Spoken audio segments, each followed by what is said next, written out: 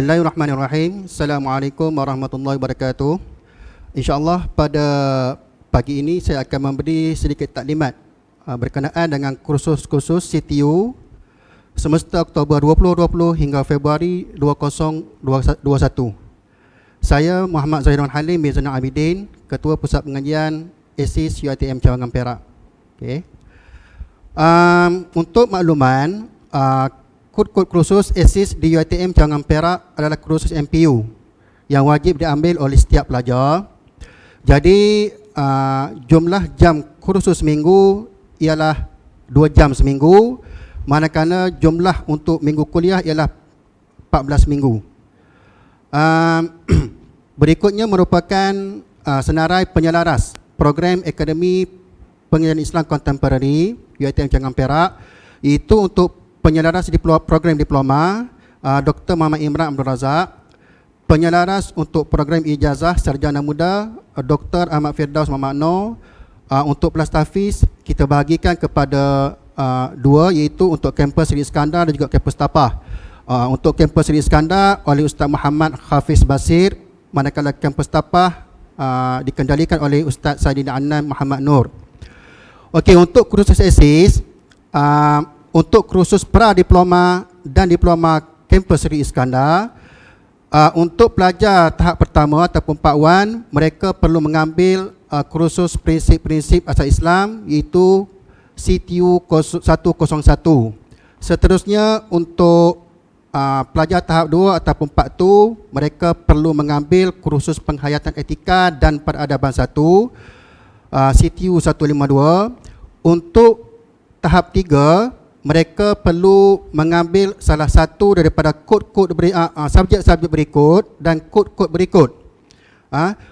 Untuk subjek Islam dan pengurusan alam sekitar, iaitu CTU 261, dikhususkan kepada pelajar-pelajar FSPU, iaitu pelajar AP 111, AP 114.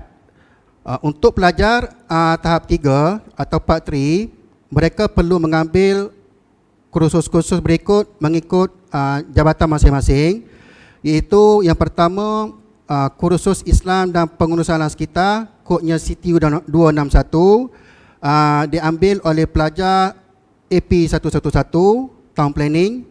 Kemudian pelajar AP 114 Quantity Survey, dan kemudian pelajar AP 116 pelajar Building. Seterusnya pelajar AP 119 Building Survey. Seterusnya untuk kursus yang kedua, iaitu pengurusan hartanah Islam, CTU 262, diambil oleh pelajar AP 115 pelajar Estate Management. Seterusnya kursus keindahan dan kreativiti Islam, CTU 281, diambil oleh semua pelajar Fakulti Seni Lukis dan Seni Reka FSSR. Semua jabatan mengambil kursus tersebut. Seterusnya Islam dan Seni Ruang, CTU 283, diambil oleh pelajar AP 117, iaitu pelajar ID Interior Design. Untuk kursus-kursus kepada pelajar non-Muslim ataupun bukan Islam, mereka akan mengambil kursus IDA. Untuk tahap pertama ataupun Part 1, mereka akan mengambil kursus manusia dan agama.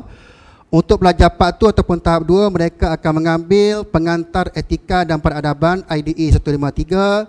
Seterusnya untuk tahap 3 ataupun Part 3, mereka akan mengambil kursus kemasyarakatan dan kenegaraan Islam IDA 202. Untuk pelajar pra-diploma, mereka akan mengambil kursus pengantar pembangunan insan CTU 001. Ini untuk pelajar Islam. Kemudian untuk pelajar bukan Islam, mereka akan mengambil kursus pengantar etika sosial IDA 001. Okey, itu untuk Seri Iskandar. Manakala untuk kampus Tapah, untuk tahap pertama dan tahap kedua, pelajar Part 1 dan Part 2 sebagaimana Seri Iskandar juga, iaitu akan mengambil kod kursus CTU 101, iaitu prinsip-prinsip asas Islam untuk pelajar tahap pertama ataupun Part 1. Kemudian untuk pelajar tahap 2 ataupun Part 2, mereka akan mengambil kod kursus CTU 152, iaitu penghayatan etika dan peradaban 1.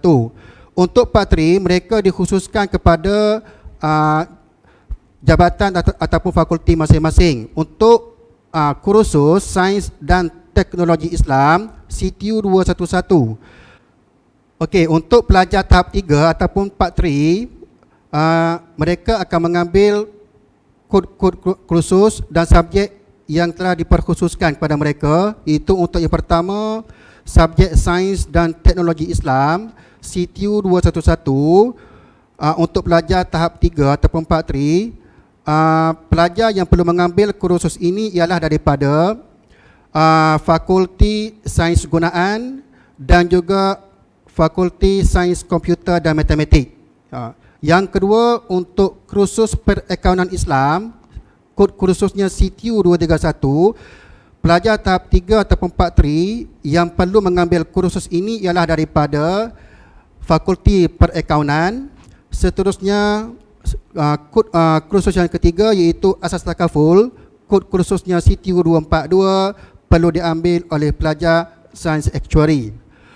Untuk pelajar bukan Islam, sebagaimana kampus Seri Iskandar, mereka perlu mengambil subjek berikut, iaitu untuk tahap pertama ataupun Part 1, Manusia dan Agama IDE 102, Part 2, subjek pengantar etika dan peradaban, kod kursusnya IDE 153, Part 3, Kemasyarakatan dan Kenegaraan Islam, kodnya IDE 202.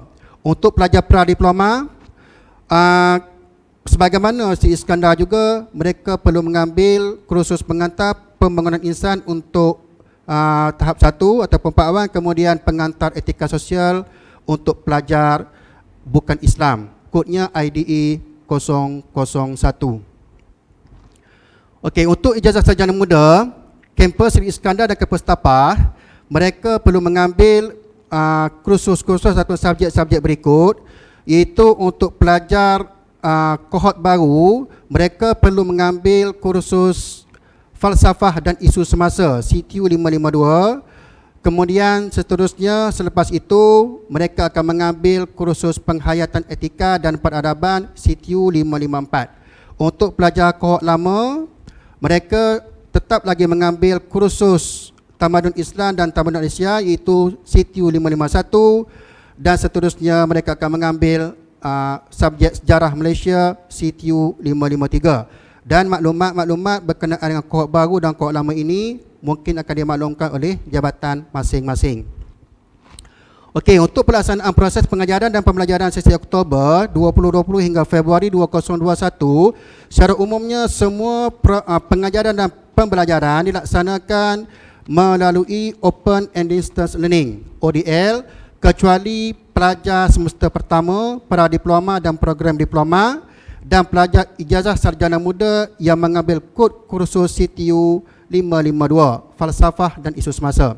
Okey, mekanisme penggunaan ialah alatan komunikasi sepenuhnya, laptop, kemudian desktop dan juga telefon bimbit. Aktiviti pengajaran dan pembelajaran menggunakan aplikasi yang mudah diakses oleh pelajar dan menggunakan data yang rendah, contohnya YouFuture, Island dan lain-lain mekanisme seperti WhatsApp, Telegram, email, Google Meet dan sebagainya.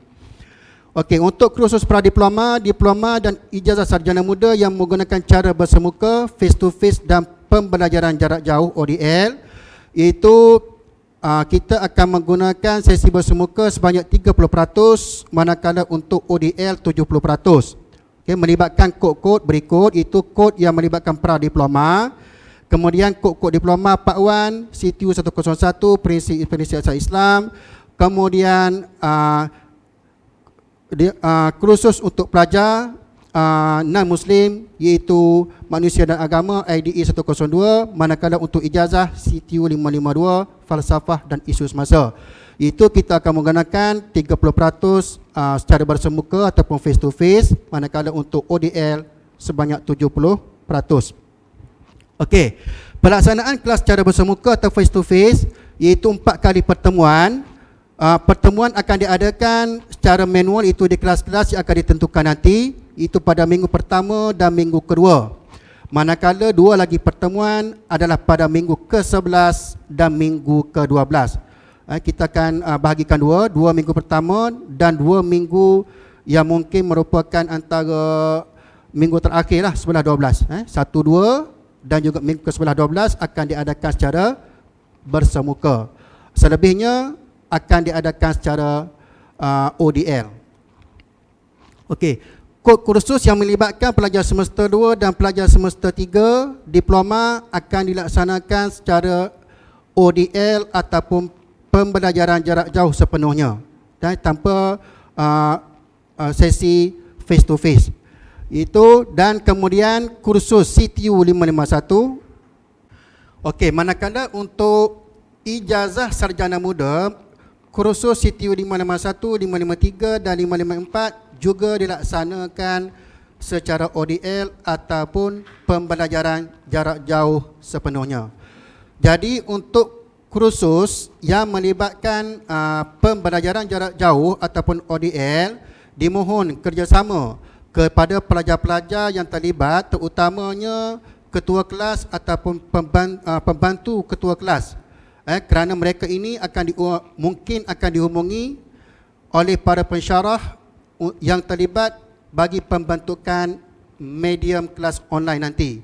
Jadi mohon kerjasama daripada semua, terutamanya daripada ketua kelas, kelas rep ataupun pembantu kelas.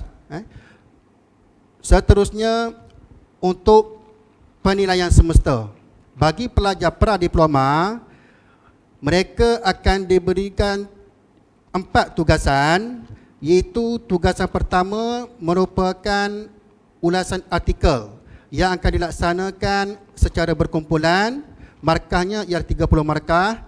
Tugasan kedua, group assignment ataupun kertas kerja bertulis, juga dilaksanakan secara berkumpulan, markahnya adalah 30 markah.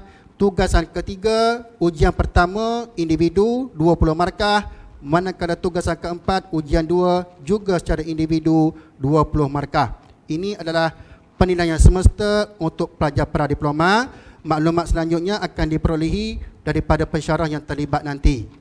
Seterusnya, untuk pelajar semester 1 juga melibatkan 4 tugasan, iaitu tugasan pertama hafazan, iaitu pelajar semester 1 perlu menghafal surah Yasin ayat 1 hingga 20, iaitu 20 markah. Tugasan 2, group assignment, kertas kerja bertulis, dilaksanakan secara berkumpulan, 20 markah.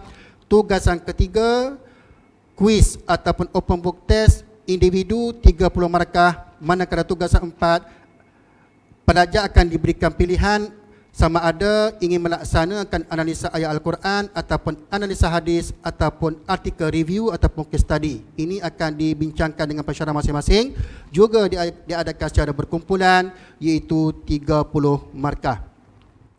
Seterusnya, penilaian semester untuk pelajar semester 2 juga perlu melaksanakan 4 tugasan. Tugasan pertama iaitu pembentangan, dilaksanakan secara individu 20 markah. Tugasan 2, group assignment, kertas kerja bertulis, akan dilaksanakan secara berkumpulan, juga 20 markah. Tugasan ketiga, open book test ataupun quiz, dilaksanakan secara individu 30 markah. Manakala yang terakhir, tugasan keempat, analisa ayat Al-Quran ataupun analisa hadis ataupun artikel review ataupun case study, akan dilaksanakan secara berkumpulan, iaitu 30 markah. Untuk tugasan 4 akan ditentukan oleh pensyarah masing-masing melalui perbincangan nanti. Seterusnya, untuk pelajar semester 3, mereka perlu melaksanakan 4 tugasan juga, iaitu tugasan pertama pembentangan secara individu 20 markah. Tugasan kedua, group assignment, kertas kerja bertulis, dilaksanakan secara berkumpulan, 20 markah. Tugasan ketiga, open book test ataupun quiz, dilaksanakan secara individu 30 markah.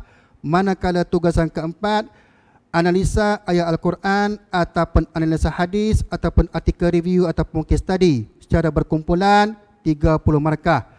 Jadi untuk tugasan 4 ini juga nanti akan ditentukan oleh pensyarah masing-masing.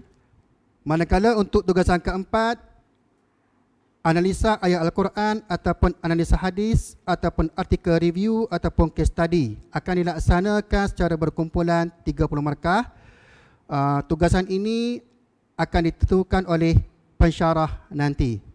Seterusnya untuk pelajar ijazah sarjana muda juga melaksanakan 4 tugasan, iaitu yang pertama pembentangan individu 20 markah, tugasan kedua grup assignment kertas kerja bertulis secara berkumpulan 20 markah, tugasan ketiga open book test ataupun quiz secara individu 30 markah, manakala tugasan keempat artikel review ataupun case study secara berkumpulan 30 markah. Okey.